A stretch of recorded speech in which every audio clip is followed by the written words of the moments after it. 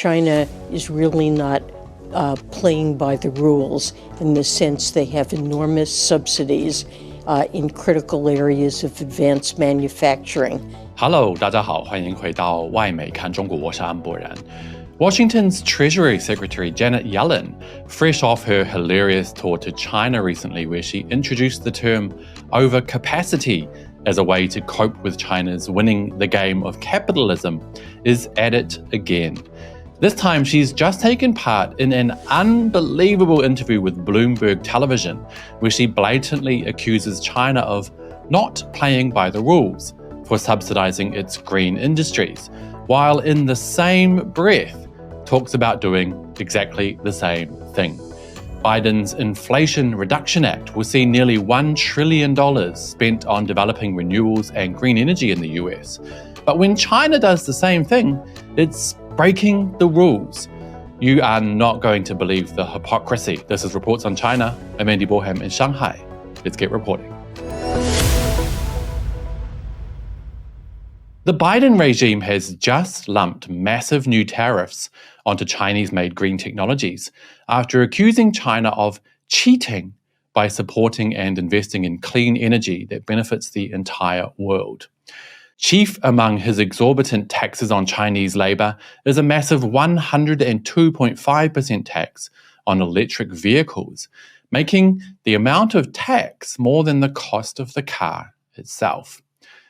And what is his reasoning for levelling such massive taxes on China's green energy exports? Well, he says Beijing's support for the industry is not playing by the rules, despite the US doing exactly the same thing. Biden said of China's green energy industry, "When you make tactics like this, you're not competing. It's not competition. It's cheating. And we've seen damage here in America." He went on to say, "The Chinese government has poured state money into Chinese companies. China heavily subsidized all these products, pushing Chinese companies to produce far more than the world can absorb, and then dumping excess products on the market at unfairly low prices." But what makes his comments so laughable and so blatantly hypocritical? Well, Biden's government itself is subsidizing US green energy industries to the tune of nearly $1 trillion over the next 10 years, with the Inflation Reduction Act, which aims to facilitate the change to renewables and boost the green industry in the US. Some of that money is meant to fund 51 new plants to make solar panels, 91 new battery factories, and more than 100,000 new clean energy jobs. So how does the Biden government get away with doing exactly what it says is cheating and not playing by the rules when China does it? Well, partly because the US media do not hold those in power to account, leaving ordinary Americans largely unaware of the hideous contradictions coming from the White House. Case in point, a recent Bloomberg television interview of US Treasury Secretary Janet Yellen by reporter Anne-Marie Hordern, who threw softball questions and blatantly allowed Yellen to spew up hypocrisy and double standards in real time without any pushback. Now, I'm about to play you guys some of the interview where Yellen literally says in one moment that China supporting its green industries constitutes unfair practices and is not playing by the rules, in the very next moment verifying that Washington does exactly the same thing. How this wasn't picked up by Hordern is absolutely beyond me. Let's take a look. If inflation, though, is still top of mind of Americans today, why then tomorrow, where it's likely expected the Biden administration is going to lift the walls even higher when it comes to Chinese goods, why then raise tariffs? The president believes that it's critically important for the United States to have a role and a presence in strategic industries like semiconductors and like clean energy that are going to be the foundation of good jobs and national security in the decades ahead. He wants to make sure, given that China is really not playing by the rules in the sense they have enormous subsidies in critical areas of advanced manufacturing has resulted in overcapacity. He wants to make sure that the stimulus that's being provided through the Inflation Reduction Act to support these industries, the president wants to make sure that he protects these investments.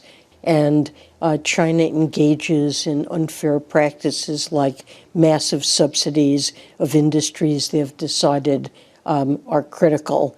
And those are cases where we will act to protect ourselves. Can you believe it? I can't either. But that is the state of US governance and media today. Basically, what Yellen said there was that China has decided that green energy is important and strategic and worth fostering and supporting, which she then goes on to say is unfair and unacceptable. But why? Well, because the US has also decided those industries are strategic and important, and the US would rather lead the world by trying to kneecap China at any chance it gets.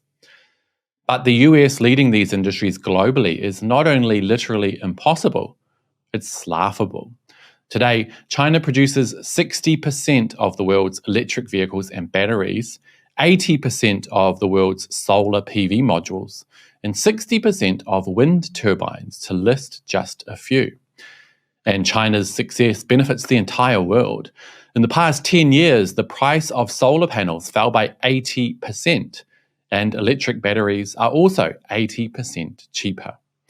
This means that more countries, even developing nations, can take part in the transition to green energy and make meaningful efforts to reduce carbon emissions and save the planet. Washington, on the other hand, can't organize a piss-up in a brewery. Check out this article from the Washington Post. Biden's $7.5 billion investment in EV charging has only produced 7 stations in 2 years. The US currently has around 65,000 charging stations, not nearly enough to convince ordinary Americans to switch to electric vehicles.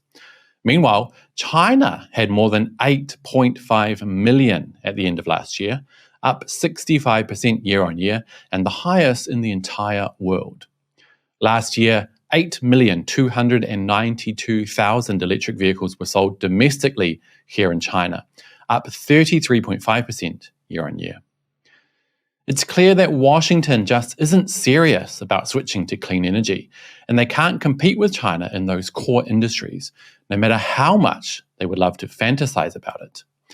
China's foreign ministry spokesperson Wang Wenbing said China's success in green technology is not a result of government subsidies. He told reporters, "Our leading edge is a result of comparative advantage and the rules of markets combined, not because of subsidies." So why keep trying to pull China and the planet down? Well, I think it's fair to say that Washington has never truly cared about the environment, and it's more than willing to paralyze international carbon emission reductions by constantly attacking the world leader in this area, China, at any chance, all so that it can hold on to its last moments of hegemony. The Washington elites should truly be absolutely disgusted with themselves. Now, I asked you guys on the Reports on China YouTube channel if you think the US will ever be the world leader in green technologies. After nearly 4,000 votes, 92% of you reckon absolutely not, while 7% said maybe, and 1% think it's a foregone conclusion that the US will lead the world in green energy. Interesting.